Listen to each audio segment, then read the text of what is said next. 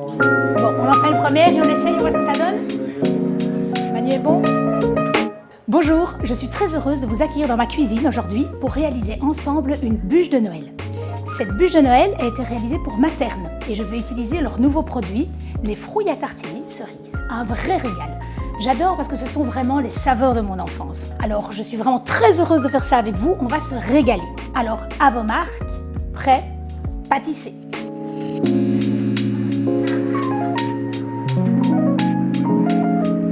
Voilà, pour commencer, on va réaliser un biscuit moelleux. Alors pour cela, on va avoir besoin d'œufs, de sucre, de farine et de cacao.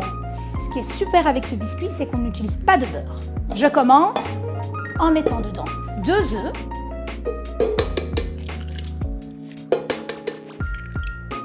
on va ajouter également 2 jaunes d'œufs. On sépare le jaune du blanc, le jaune. Hop. Et la première pesée de sucre. Alors, on va fouetter tout ça, mais la petite astuce, c'est de bien fouetter au moins 5 minutes.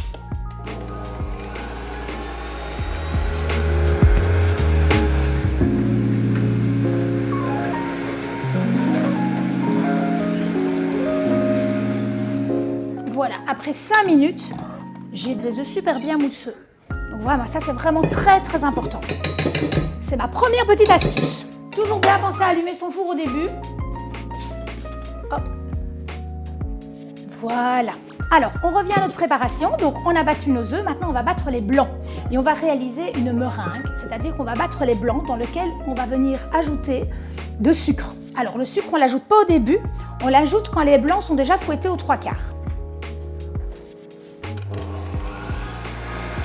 Donc maintenant, j'ajoute, je vois que mes œufs sont déjà bien mousseux. J'ajoute mon sucre petit à petit. Voilà. Avec des beaux blancs d'œufs, avec le bec d'oiseau. En pâtisserie, on parle souvent du bec d'oiseau. On le voit bien ici. Alors, je vais prendre ma maryse. Voilà. L'outil indispensable en pâtisserie. Alors, on va incorporer maintenant les blancs neige en plusieurs fois. Donc, on commence par un premier tiers qu'on vient mélanger délicatement pour pas casser justement ce côté aérien. Je viens ajouter le reste de mes blancs en neige. Voilà, et toujours délicatement, je viens mélanger ma préparation. Oh, c'est super gourmand. Maintenant, on va ajouter le cacao et la farine. Pour ça, il faut les tamiser. Très important de tamiser. On tamise la farine. Alors, le cacao, prenez du cacao amer, hein, pas du cacao déjà sucré. Et on tamise les deux ensemble, ça évite d'avoir des petites boules de farine et des petites boules de cacao. Maintenant, on mélange encore délicatement la préparation. Et donc, vous voyez que ce biscuit est vraiment très simple. Il n'y a que des œufs, sucre, farine et cacao. Et vous allez voir la petite merveille qu'on va réaliser avec ça. Vous allez épater tous vos invités. Voilà. Et pas trop mélanger. Une fois que le mélange est homogène, qu'on ne voit plus la farine, plus le cacao, c'est parfait, c'est prêt. On va étaler maintenant cette préparation sur un tapis à génoise. Un tapis à génoise, c'est un tapis sur lequel il y a un petit rebord pour pas que la pâte s'écoule. Voilà, donc mon tapis à génoise que je vais graisser. Alors vous pouvez graisser chez vous avec un petit essuie-tout et un peu d'huile ou un peu de beurre. Et je vais étaler la préparation sur le tapis.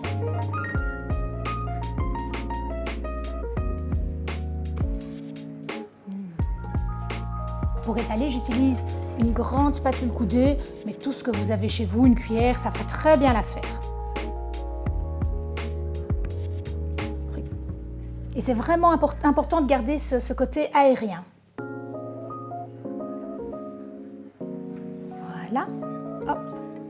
Maintenant, ça passe au four. Je vais chercher la grille. Voilà. Hop, mon biscuit est prêt à être enfourné. Voilà. 170 degrés pendant 12 minutes.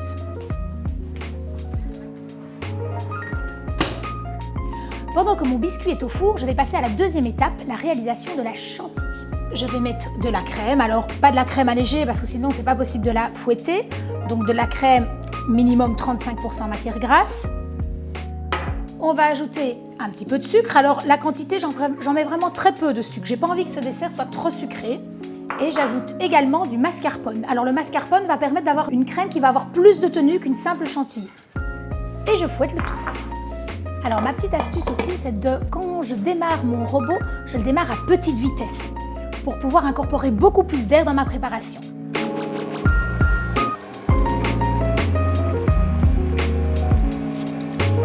Voilà. Ça sent déjà bon dans la cuisine. Alors je vais récupérer mon biscuit. Voilà. Alors, mon petit truc aussi, c'est que je vais retourner ce biscuit sur un papier de cuisson pour pouvoir après le serrer. C'est toujours important quand on fait un roulé de pouvoir bien serrer son biscuit. Et avec un tapis de cuisson, c'est plus difficile. Donc, je vais prendre un papier de cuisson. Je pose le papier de cuisson. Hop.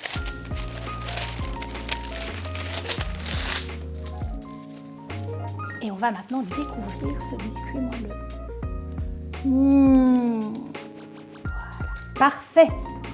Qui dit bûche forêt noire dit évidemment une délicieuse confiture allégée à la cerise.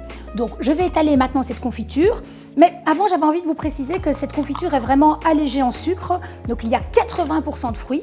Alors déjà ça c'est très important parce que je crois que pendant les fêtes on a beaucoup de sucre, donc si on peut un peu diminuer, c'est très bien. Et puis en même temps c'est un produit belge, et vous savez bien que je suis assez fan de tout ce qui est belge, donc on y va.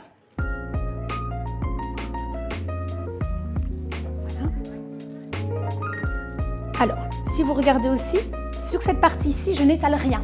Cette partie-ci reste vide parce que quand je vais rouler, je vais commencer par ici et ce sera beaucoup plus joli à la découpe d'avoir une partie vide.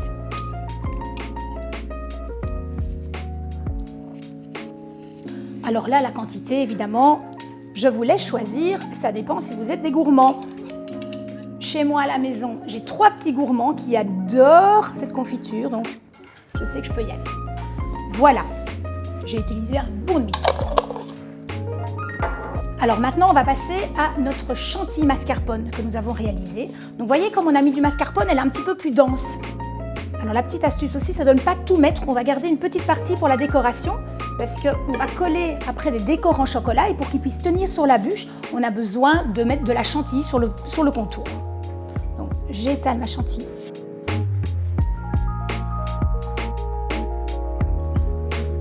Alors maintenant la technique pour rouler, c'est un petit peu la partie technique de notre recette. Alors on commence par la partie sur laquelle il n'y a pas de crème ni de confiture.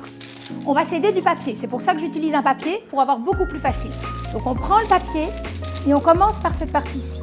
Donc on appuie un petit peu et puis au fur et à mesure on va avancer. Voilà. En faisant attention que cette première partie roule bien sur le reste.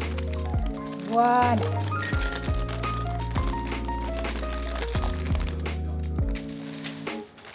Voilà. Hop. On va maintenant serrer la bûche, comme je vous l'ai dit.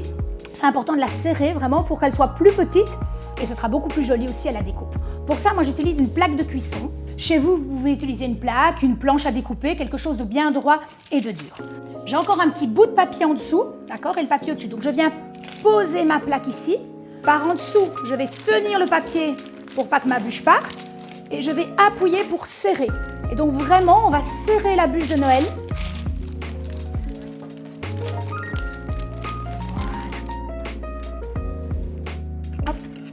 Je vais découper maintenant, alors on dit que c'est parer. Je vais parer ma bûche, ça veut dire enlever les 2 extrémités qui sont un petit peu moins jolies. Voilà, délicatement, je découpe les 2 extrémités et je crois qu'elles vont faire des heureux. Donc je vais poser maintenant délicatement ma bûche sur mon plat. Alors délicatement, on vient prendre sa bûche.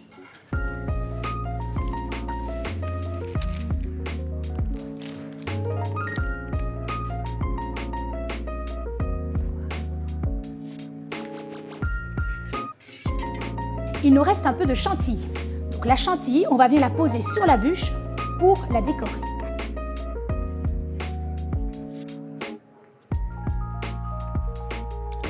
Alors on pourrait déjà la présenter comme ça, mettre des petits copeaux de chocolat, des granulés, mais on va aller un petit peu plus loin parce que je sais que vous êtes très fort en pâtisserie. Alors, je vais la mettre au frigo, le temps de préparer les décorations au chocolat. Pour cette bûche forêt noire, j'ai envie que vous épatiez vos convives. Et pour cela, on va réaliser des décors en chocolat magnifiques. On va commencer par faire fondre du chocolat noir. Voilà. Alors, pour ceux qui sont pro-pâtisserie, vous pouvez évidemment tempérer votre chocolat. Le tempérer, c'est lui faire suivre des courbes de température pour que le chocolat soit bien cassant et brillant. Mais vous pouvez tout à fait le faire vous-même comme ceci. C'est beaucoup plus simple. J'ai découpé ici une feuille de rhodoïd, mais vous pouvez utiliser du papier cuisson sans problème. Voilà. Qu'on va venir recouvrir de chocolat et positionner après sur le rouleau à pâtisserie. Ce qui permet d'avoir une belle courbe et on pourra mettre toutes ces plaques de chocolat sur la bûche. Et je vais étaler le chocolat. Donc voilà, moi j'ai utilisé du chocolat noir. Si vous désirez utiliser du chocolat lait, il n'y a aucun problème. Et on va simplement le positionner sur le rouleau. Et puis on va laisser figer. Vous pouvez laisser figer à l'air libre ou dans le frigo. Si vous le mettez au frigo, il est évident qu'après il va devenir un petit peu plus mat aussi. Et on le laisse durcir comme ça.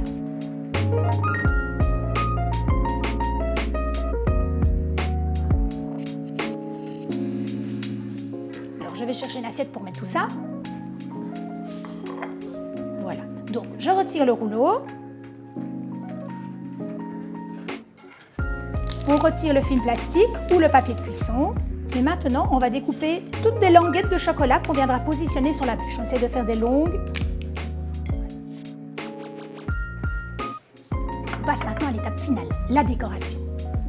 Donc on va venir déposer toutes nos décorations chocolat joliment sur la bûche.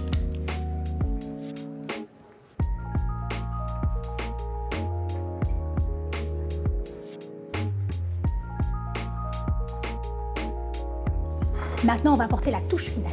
On va venir saupoudrer un peu de cacao. Donc attention, du cacao amer, hein, pas sucré. Et puis après, un petit peu de sucre glace pour apporter ce côté neige.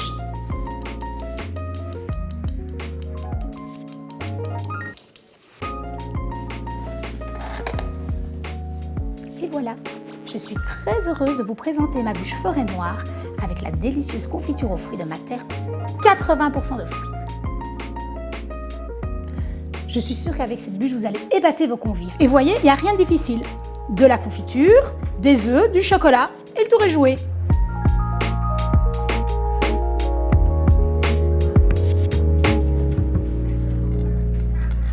On est bon? Ok. Je sais pas, mais...